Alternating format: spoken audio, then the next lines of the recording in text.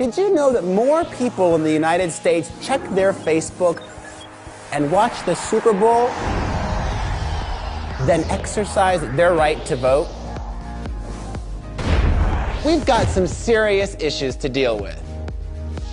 So how come so many of us don't even bother to vote? Is it because we don't care? Or maybe it's because we don't know our history.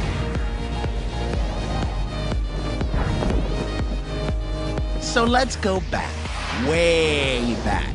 Our country's first election came after fighting for our independence, a fight that cost many lives, but it was worth it because instead of being ruled by a king, we were finally able to make our own laws. But not everybody was allowed to participate. You see, back then, you had to own property, be white, and a man in order to actually vote.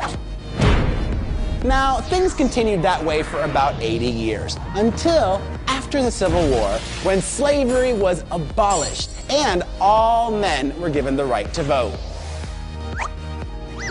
Now hold up a minute. Just because we had the right to vote didn't mean we could use it. See, all these new voters wanted to participate, which threatened the people in power and their ability to stay in power. So they tried to stop us with violence and shady new requirements like literacy tests and poll taxes.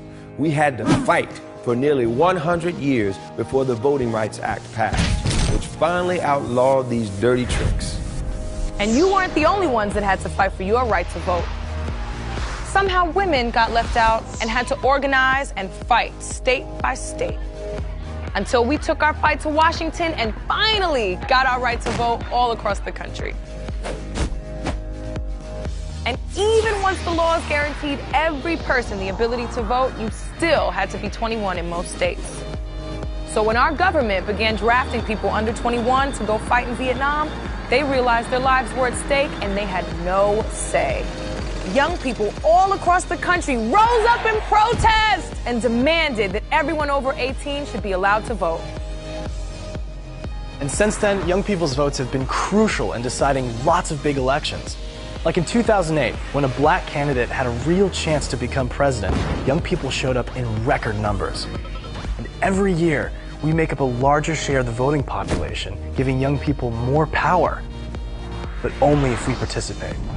So let me break it down.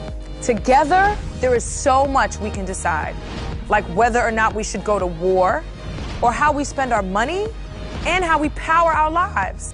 It's up to you to make your choices and shape our future.